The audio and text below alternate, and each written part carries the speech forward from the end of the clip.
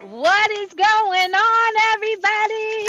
I know what today is. I know. We'll get to that in a minute. But welcome to another episode of For No Particular Reason with your host, Carrie Lewis, and my fellow co host, Yanko. And this week, we are blessed with yet another incredible human soul sister, Gail Kraft, who is just, I don't know. Yeah, it stamped on my heart. So thank you everybody for joining us. And as Gail alluded, it is Yanko's birthday today. So before we dive in, I gotta celebrate my co-host. I'm gonna sing to him in Polish. And no, I'm not Polish. I just remember this song from when I was 5 years old in Catholic school. So here we go. Stola, ja, żyjna. Stola, ja, żyjna. Estenasz, ja, żyjna. Ja, żyjna. Happy birthday! Woo! So, Gail, before we Thank you, have thank you you, thank you. open it up, because we like to kind of put our guests on the spot and have you dictate the conversation, I do want to ask quickly, Yanko, are you a birthday celebrator or a birthday skipper? Because I feel like there's two schools of thought. You either like, heck yeah, I'm celebrating my birthday, or nah, it's not a big deal, whatever, and then people don't celebrate their birthday. Yeah, I'm the skipping kind of guy. Like I'm not really into holidays, but hey, it happens once a year, so it is what it is. Really? What about you, Gail? So my birthday is July 5th, which means people are on vacation July 4th. So I celebrate my birthday month. I love So that. it's my month. So whenever you're back from your vacation, you can bring me a gift. You can take me out for dinner. You can just come over and have a glass of wine, whatever. So my birthday lasts a month. Yeah. So I'm into elongating the celebration. Yeah, see, it's so funny. I didn't think I'd live past 21, and that's real talk, right? So after 21, I said, to hell with this. I'm going to celebrate my birthday like and why not? As Chevy would say, I am an unrepeatable miracle. I'm going to celebrate the crap out of that. And Yanko and I both are May babies. So I'll celebrate for both of us, Yanko. I'll celebrate all month and then just add you into my celebration. Right, right. So this is your month, That's what I'm saying. right? And this Absolutely. weekend is Cinco de Mayo weekend. Mm-hmm. So Yes, it sure celebrate is. Cinco de Mayo, I love right? it. So with that, this is a show for no particular reason. Do you have any particular topic you are interested in talking about today, Gail? Well, we started a conversation before we went live around the word messy, Yeah, right? we did. Right? And it has many connotations. For example, you could be living in a messy life, in a messy situation. You could be afraid of being messy, and so everything has to be controlled and perfect, right? We can talk a lot about that. Or um, you can dive into the mess and come out learning something. Ooh, yeah. So let's get messy. I love it. Yanko, let's get messy. You're a hypnotist. I'm sure you dive right deep down into that messy mess. I'm actually having fun, believe it or not. Sometimes it's really messy, but it to me it's I'm used to just observing how things are going, and it's fun for me. Like I might not like react in a way like somebody else would react, but maybe that's my secret weapon. I don't know. So Interesting. yeah, when when things when things get kind of messy, I just go with the flow. And I don't know. And lately, I've been more zen, kind of, just not reacting as much, but more of like, let's see where this goes. if that Yeah. makes any sense. How about yourself? That I defer to you, Gail. Go ahead. So I would say that in the past, I sometimes would create a mess, right? Because I felt I was stuck and that life needed to be shaken up in order for energy to move. But I didn't understand that that's what I was doing. I just knew I'm bored. I need to change this, right? And so as a manager, my staff every 6 to 8 months would have a change in process because I would see them getting into a groove, which would be kind of lackadaisical. And so by changing the process, like now you're going to work in teams where before you did not, now you're going to work in teams, right? It woke them up so that their energy and their juices were flowing again. So as soon as I see a lull, I have to shake things up. Now I live kind of shook up all the time. And so messy doesn't bother me at all. Yeah, see, something you alluded to is embracing the mess and like learning from it. And I think we've been conditioned to put everything in a box and compartmentalize everything. And then as we compartmentalize everything, everything's manageable, but you're not growing, you're not expanding, you're just existing. And so I really learned for myself that I love to dive straight down deep into the shit storm and see where I come out the other end. And it's awful sometimes. Like I know I've reached out to Yanko a couple times and been like, "Oh my God, this is just gross." He's like, "Yeah, you'll be fine. Don't worry about it." In that moment, I'm like, "Shut up, dude. I really love you, but shut up." Right. You don't want to hear that. You don't want to hear that. But I mean, but it's go ahead, Yanko.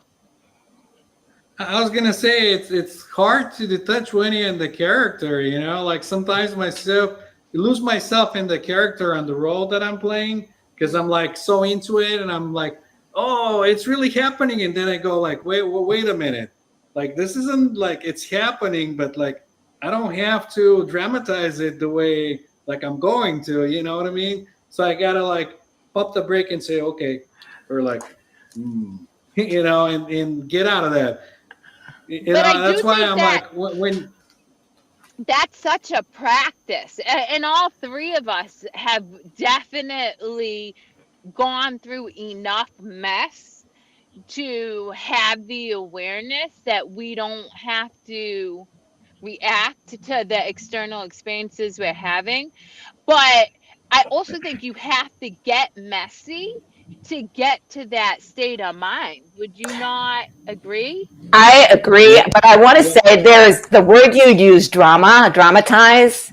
You can go into the mess and leave the drama behind, Mm, right? Because the exactly, drama is a story that exactly, you're making up about the mess. yeah. It's the yep, blame, it's the yep. accusations, it's the judgment, it's the shame, it's all of the stuff that you're trying to work through, right? And so when you learn to embrace, and it's a skill, it takes practice and it takes guidance. I didn't learn this on my own, for sure, right? When you learn how to do that and you hone that skill, you almost like you said, Yanko, dive into the mess. Right? No, it was Carrie who said she dives into the mess. I say get on the diving board, hold your nose, and dive in. Yeah. Right? And so a friend of mine, Nicole, her and I talk about when you're talking about this, it's like you're on a diving board, and I want to say level 3, and you dive in and you go as deep as you can from level 3. Yeah. When you choose to do it without resistance, you pop right back up, you get out, dry yourself up, and you're ready to go to the 4th level diving board. And when you dive off the 4th level, guess what? You go a little bit deeper. Yep. right? And so sometimes the mess that we're experiencing is the same mess as before. It seems like the same mess, but it isn't. It's a little deeper dive into the understanding. And when we learn how to embrace that and actually, you know, do a pike and go in, right? We are able to get the lessons faster. Sometimes I process and I say in a nanosecond. You and Something I said happens, that, yeah. right? Something happens, I react, and then I'm over it. Yep. While other people are like making their stories up about what just happened, I'm like in the moment and out again because of the practice, right? Because of the practice. But I will say that something that actually recently came to my awareness again, and it's like a reoccurring message that keeps presenting itself, is you do that, I do that, I imagine Yanko does that, because we're not concerned with anybody's good opinion of us. Right. So think about it, right? Like if we engage with somebody and then that whatever doesn't serve you anymore, you walk away and you're like, cool. Right? No judgment.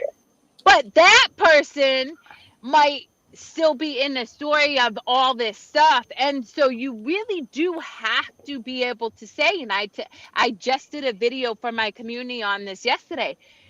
I don't give a rat's ass what anybody thinks about me, my kids, my family, Yanko, whomever, because if I waste that energy, then I'm not learning the lesson I was meant to learn in the first place. Right? And what I've discovered I do, let's say that you and I are, in a relationship and something happens and you get angry, right? And you come, yeah, yeah, yeah, yeah, yeah. I'm observing you from, I wonder what story she's putting around this, and I wonder what she just created because I have no idea what she's talking about from an energetic perspective. So I'm just going to listen to her words, and if she wants me to apologize, I'll say, well, I'm sorry that you feel that way. That's all I can apologize for. Because I didn't make you feel that way. You created the story that made you feel that way. So I'm sorry that you feel that way, but I'm not sorry that I made you feel that way because I didn't make you feel that way. You did. Yeah. Well, it's funny.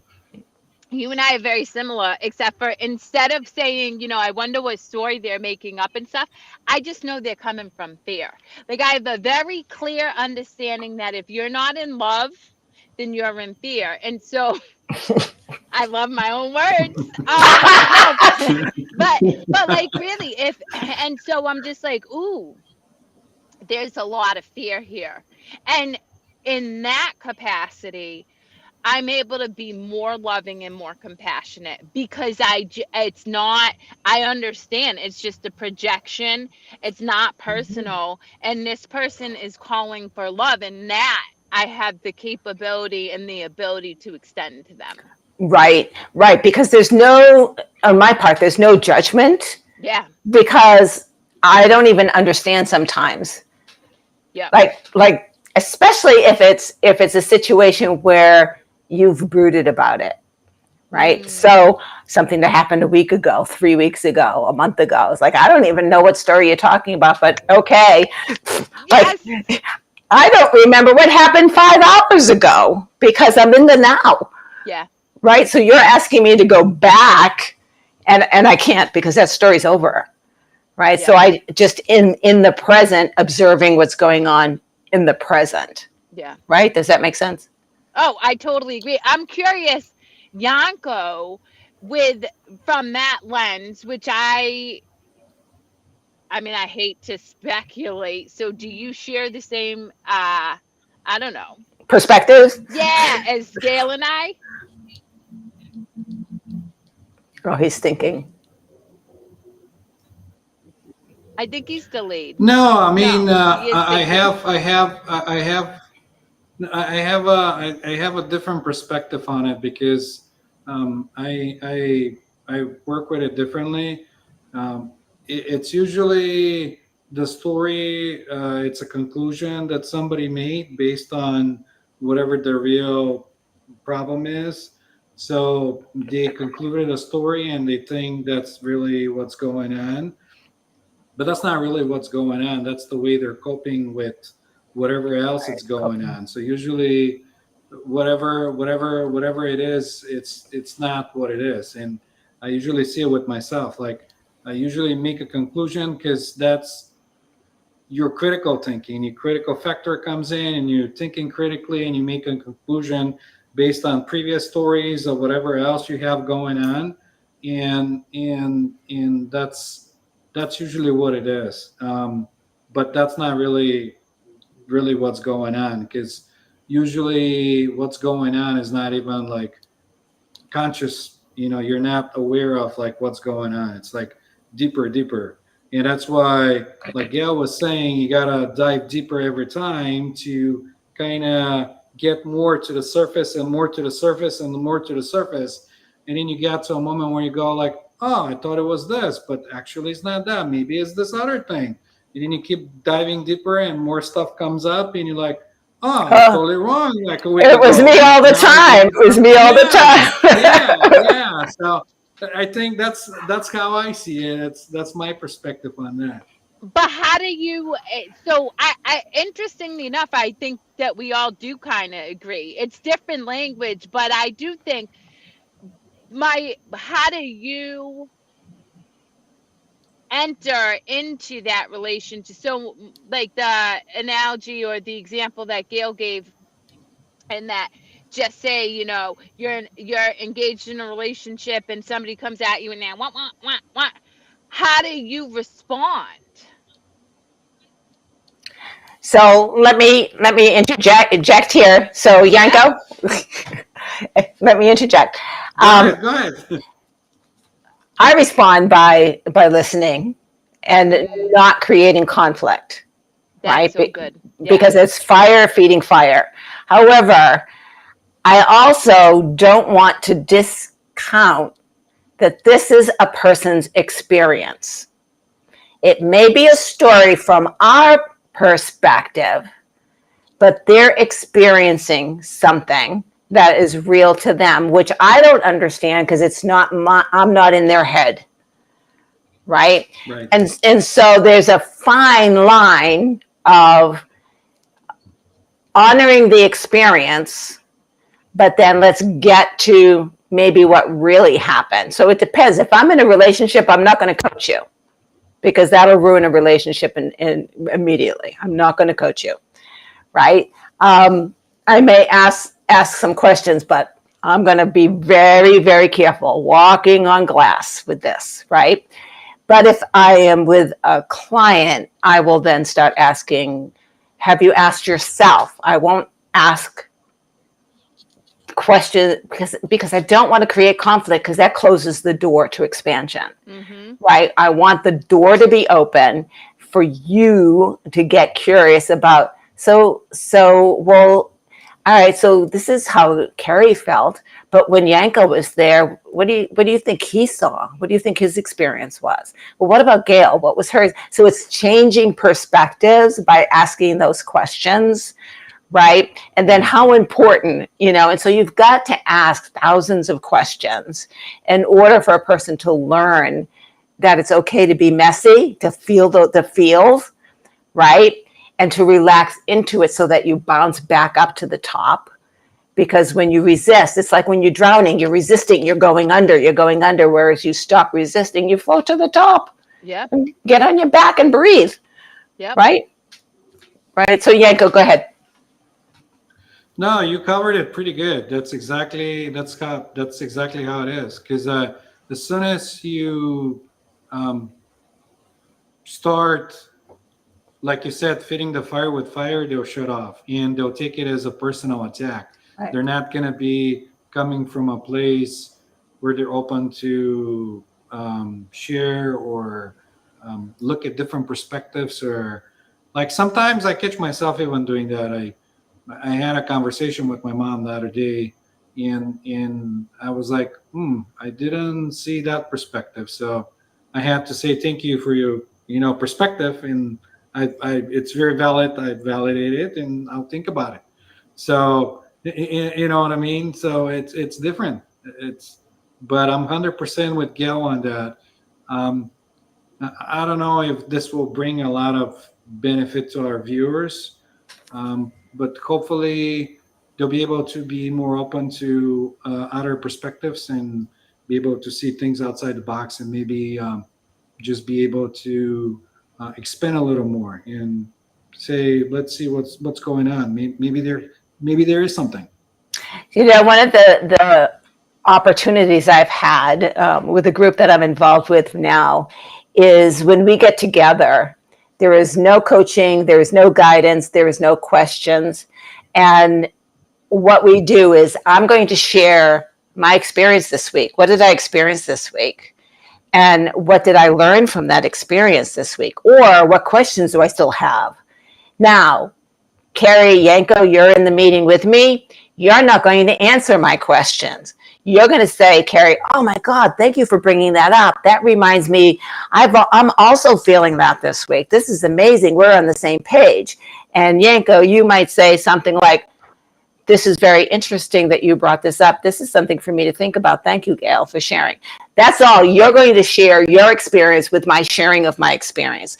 No coaching, no judgment. And what happens in that group is we are elevating each other because we're learning experientially from each other. It's amazing. I love that.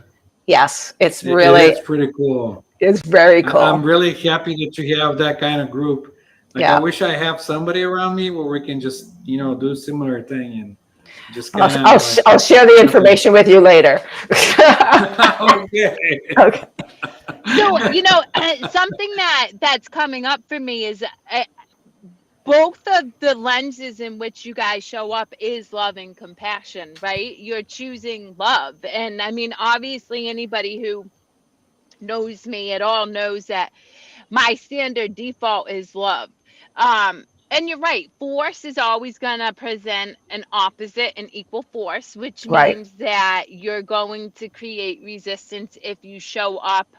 But I also think that if you show up that way, for me at least, it begs the question, what's being triggered in myself that's causing me to feel like I have to show up in a way that will create an opposite and equal force, right? And so I think for our audience, it's so critically important that I convey to you that,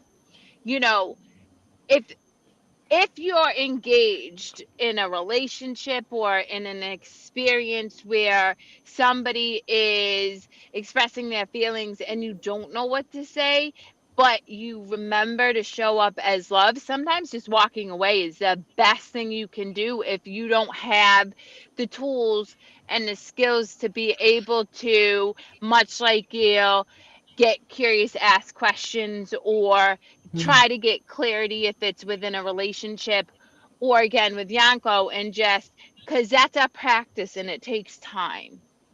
Exactly. It takes time. We weren't born this way. Well, actually, we were born this way and then programmed. So the deprogramming, like any deprogramming, takes time. Yeah. It takes time. It takes commitment. It takes pain. But what I heard when you were talking, Carrie, is that you choose when it's time to be messy. Who, me? Yes. Because that's messy is resistance. Is resistance because you're feeling something, right? And so you want to walk into the mess, because if there's not a mess, there is not change. And if there's not change, I'm always messy, though. I don't know that I choose it. I think that I could be completely happy right now and in 2 minutes feel another whatever. And so I don't know that I choose it, but I also think that is a skill, like maybe not a skill, but that takes awareness. It takes deep awareness. And so if our audience isn't able to recognize that we're always going to be in a mess. Like I personally, I mean, and it's a beautiful mess for me. I will tell you what I do choose. I choose joy. Like I am particular about that. Like if it doesn't bring me joy at this point in my life, I generally will just it and that's just because that's a something that feels good for me in this point. But for our audience, sometimes walking away is the most loving thing that they can do. You know, so I'll give you a quick story about that.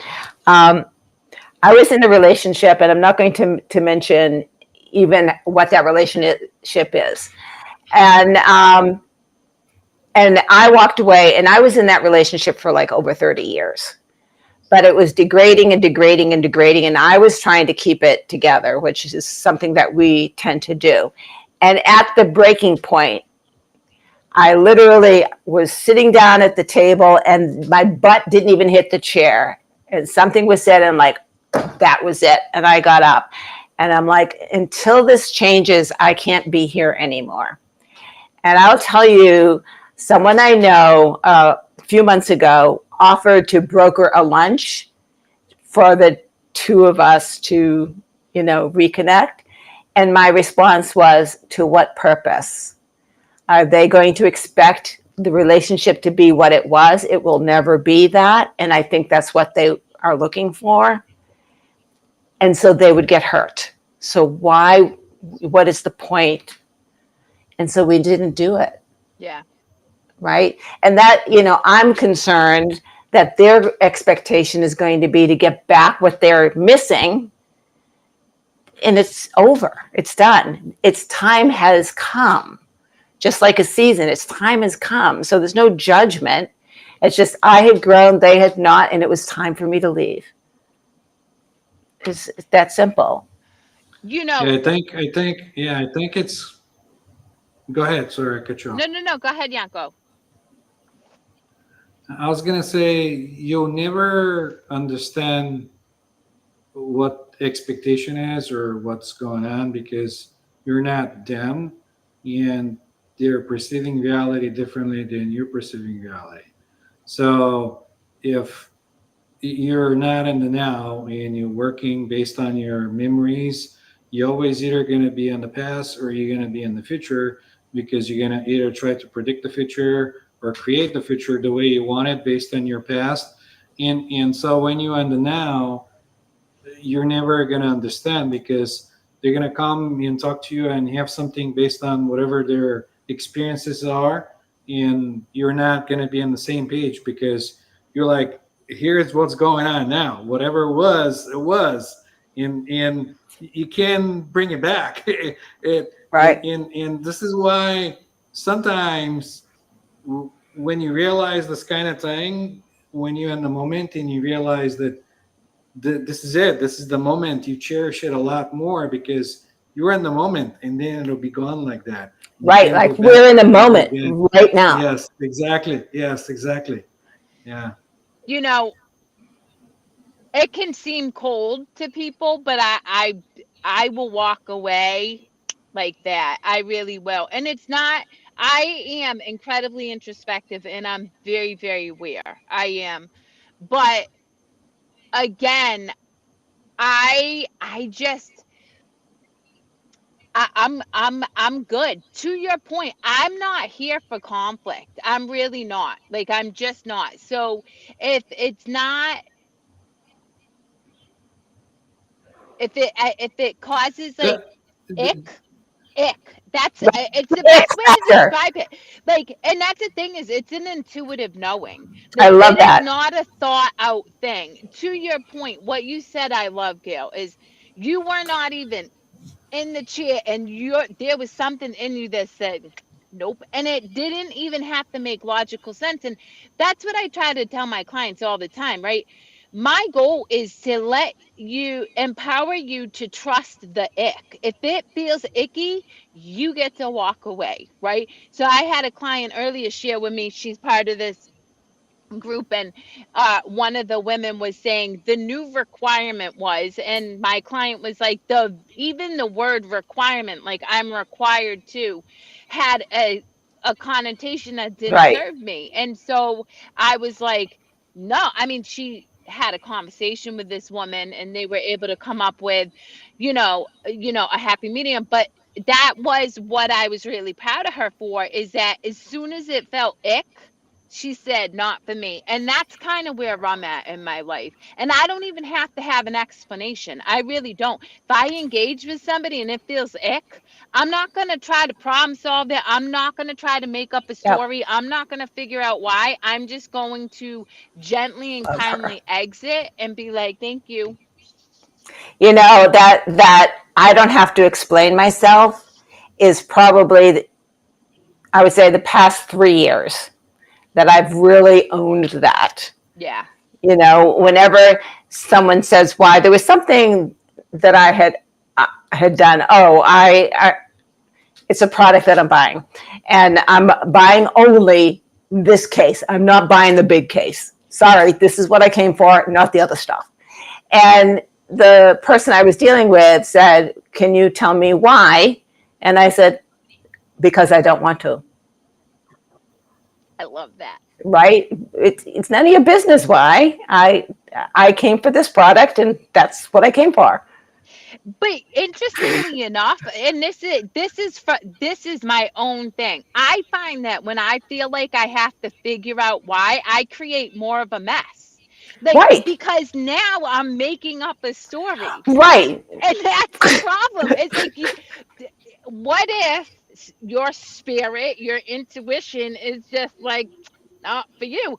Cool. I don't need to know why. But the minute I'm like, oh, that guy looks this way. Oh, right now I'm an ego. And then guess what? Then I contend with guilt, which I'm all set with because guilt does not serve me. So I rather just, again, and I also believe that that is showing up through love. Because if our energetic exchange isn't, I mean, that is service. Just saying, okay, now I'm gonna leave. Cool. You Right. be you, I'm be me. It's a good thing. Right. And when I'm asked why, you're asking me to judge. Yeah. Right. And I might not have done a comparison. Like you said, it's the ick factor. Right. I use the word delicious. If it doesn't feel delicious and give me shivers down my spine, I don't want to do it, because then it's distasteful. Why would I do that? Right? I want it to be delicious all the time. Right? I want my ice cream with the hot sauce and the whipped cream. Man, I want it all.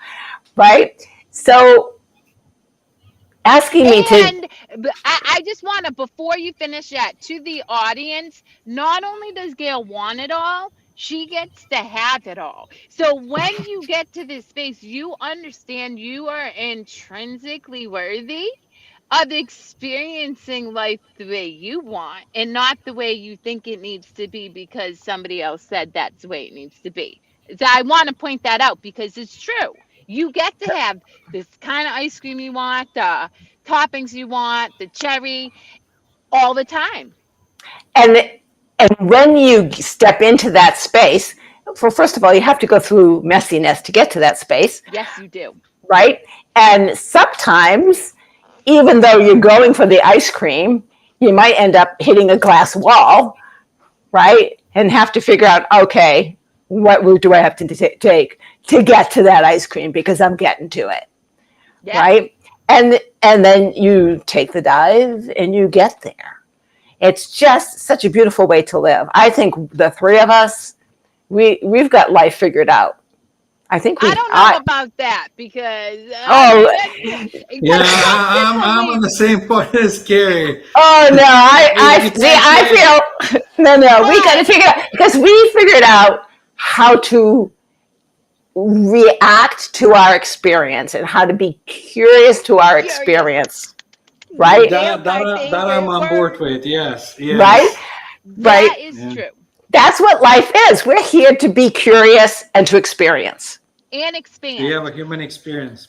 I Yes. do believe I really do. So something that you said is you do need to get messy to get to the awareness that the three of us are. And so I want to kind of deconstruct that a little bit for somebody who's like, what do you mean by mess? So, okay, from when we're born into whenever we start doing the work, we are embedded with all of these beliefs, these habits, these behaviors based on whatever's going on, right? Whether it's our parents and our culture, whether it's the school we go to, the community, the environment. So the messy comes when, oh, wait a minute. You mean if you if you're not white, that doesn't mean you're not as smart as me. Like, that's really kind of the work, because that's messy, because now you're examining a belief that you held based on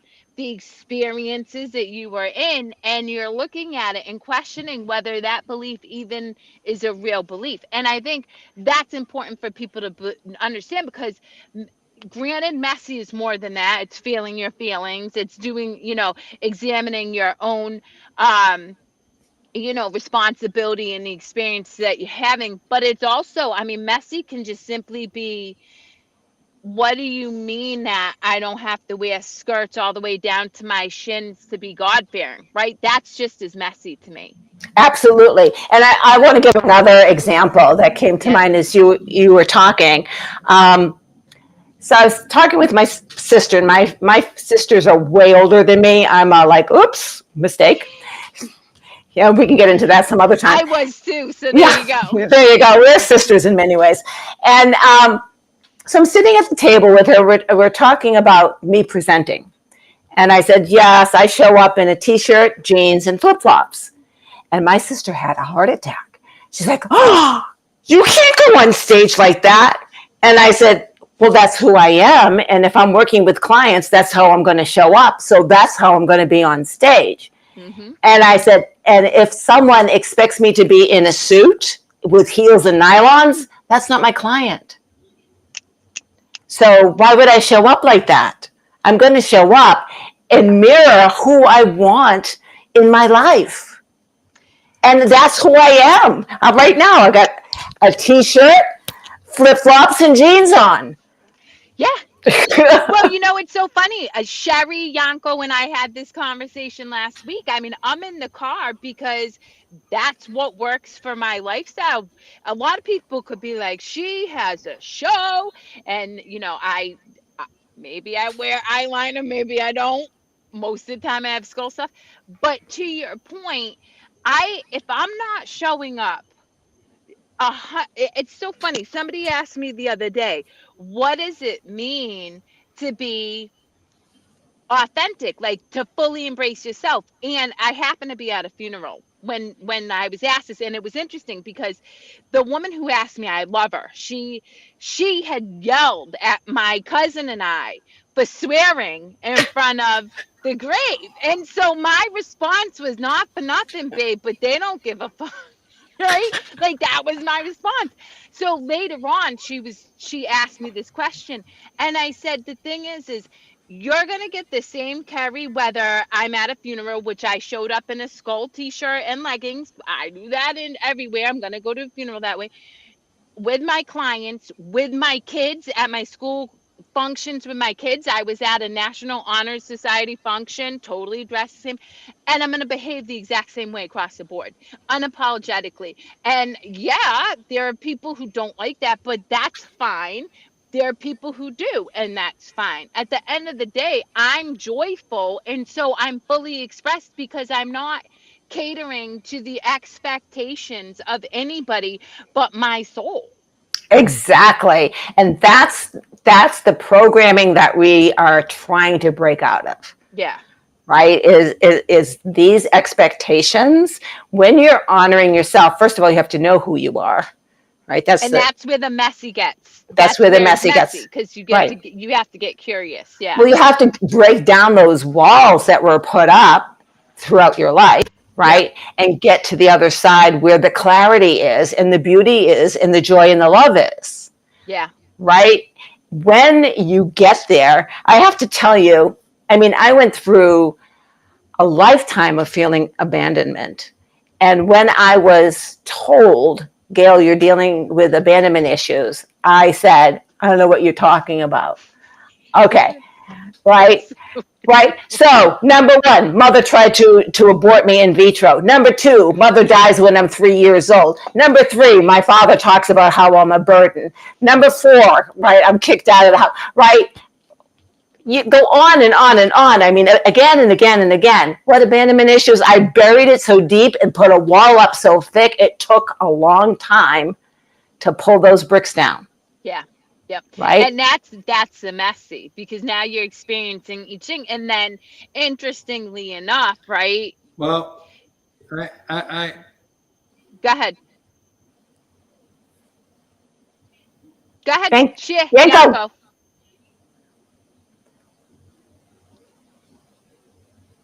Did he freeze this time? no, go ahead. I No, No. no, don't no, know. no. Right? Like, oh my God. Yanko, you were so funny, because I'm just like, I don't know what he's doing. Is he just there? I wanted to add something to that And before we, get out of that. Do you think that gives people a permission to act like,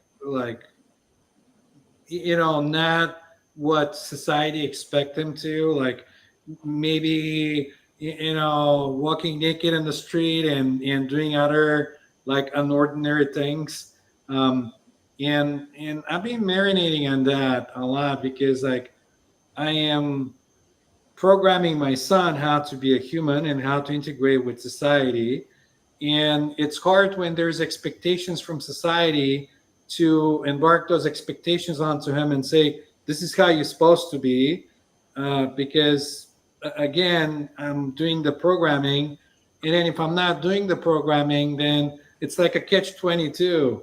How, if it feels like going and maybe pulling a bunch of flowers out of the garden on somebody, that's how he feels like. That brings him joy. He just goes in and is like, that looks like a fun. I want to do it. And I go and ask him because he doesn't have a thought process yet and says, well, what do you mean I can pull the flowers? They're beautiful. I love them. And I'm like, somebody planted those flowers there. You just can't go and do that kind of stuff. So what are your thoughts about that? Because like we're talking about deprogramming and all this other stuff, but I want to see another point of view based on that because like I've been observing it because it's happening, and I want to see what are your thoughts about that since we're talking about that on the topic.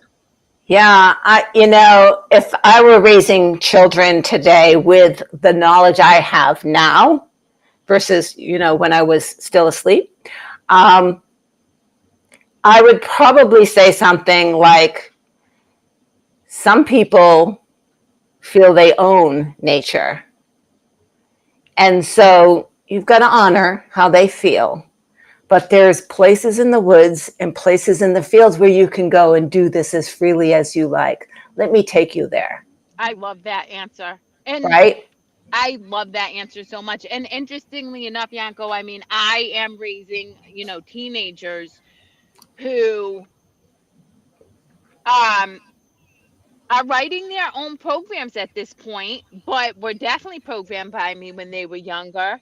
And so it's interesting to start to see them give themselves permission to do it differently, particularly within the school system. So that's the best experience that I can come into, because teachers expect children to sit diligently, do all this, not question whatever, whatever. And I've taught children, listen, you know, be kind, be gracious, but you get your needs met. And if your needs aren't being met, you get to ask for them to be met, and you get to, and that's been really interesting because it has taught both of my girls just how emotionally unintelligent a lot of people are. And that's not judgment, right? Right. That's an observation that when my children show up in kindness but advocating for their needs, and teachers respond emotionally,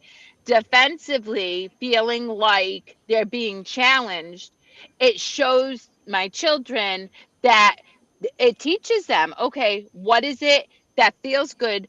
Do you feel like you've made the right decision? Keep doing the right decision. You can't control other people's response, but you can control asking for your needs to be met and expecting that, especially in the school system, that at least a conversation can be had around that. So it's interesting. It's, I agree with Gail, is teaching them what other people perceive, but giving them permission to still hold true to what feels right for them. Yeah, I love what Gil said. Like that's a really good perspective. So thank Yeah. you. Yeah. I was just like that popped in my head. And I'm like, I gotta ask that question since we're on the Yeah. topic about that. Right. But Yes. that's how I would handle it today. Right. Tomorrow, who knows how I would handle it, because, I'll have changed some more. Yeah, It's true. And I'm it's with so, you 100%. Yeah, I go don't ahead. even know who I am anymore. You know, I would, it's like it's like, am I even a human? Like, what's going on here? You know what I mean? yeah, I was telling someone, first of all, we're multidimensional, right? So I don't want to be called a coach. I don't even want to be called an empowerment master anymore. I'm taking that down. I don't want to be called anything. Maybe, not even a mentor. I'm someone who's going to hold space for you, right? Because I change every moment of every day, and I am multidimensional, as are you, as is everybody who is listening, everybody in the world. We are more complex. You cannot put us in a box or a folder. You cannot define us by, 3 words or a friggin', elevator speech and all the other bullshit that, business people are telling you to do. I won't go to networking meetings because I'm not going to give you an elevator speech, because I'm not in a box. Yeah, we had this conversation before, and I totally, but here's the thing. For anybody out there who's curious, I'm sure it's the same for you, Gail and Yanko. People will come to me, right? So I know that I send people to Yanko. You send people to me, but that's like all happening all the time. And so much like what you said, I think I engage more with people now, not networking, but it's just because whoever shows up, and I'm to your point, willing to hold space for them as they hold space for me, because Right. it's mutual. And in that is the beauty of unfolding too, because you just don't know what you're going to experience until you have the conversation. Right. And it's things like this, right, where we're learning from each other right now, Yep. right? And we're sharing our perspective. I don't even want to say expertise, because we're not experts, we're not gurus, we're not sages. We are people who channel energy and respond to that channeling. Exactly. Right. Right. So, Exactly. and Yeah. it's what I I love it. feel and understand now, which might be different tomorrow. Well, it might be different 10 minutes from now. Like, that's the Right. thing. Right. Yeah. But that's, I mean, I guess that's being in the now, and that's being open to flow. Yeah. But, to circle back with a few minutes left, any final parting words about messy? And I guess my question for both of you would be, how could you encourage our communities to be compassionate and nurturing to themselves while they dive into the messy? How can we encourage them other Or than, what would you say to encourage them? right? Oh, that's a tough one. I can see Yanko is like, universe, give me the answer. And I would say I can't answer that, because our community is made up of individuals, and they're all unique and different. But I would say, don't do it alone. Don't do it alone. Yeah. Right? We are alone in ourselves. We are alone in this world. We come into this world alone. We leave this world alone. And we are solo, but we are a communal, tribal being. And Mm-hmm. we need community and we need tribe to thrive. And that's what we do, is we create the atmosphere where someone, if they choose, can thrive. Any final words, Yanko? No, I love it. Gail said it. I can. I'll say that was just perfect. That Well, was I'm just going to like the lovingly cherry on the disagree a top. little bit. I Yay! think I think for everybody out there who is an individual, what I would encourage you to do is to be okay with wherever you're at and know that you're exactly where you're meant to be. And when you can just give yourself permission to be messy, just give yourself permission. In that permission is grace. I really believe that. It's kind of like, okay, if I show up and yell at somebody, I'm gonna give myself grace. I know that I'm growing. I knew this was gonna be hard. And so just be okay with giving yourself permission to be where you are at. And for me, interestingly enough, I 100% agree with Gail that you should not do messy alone.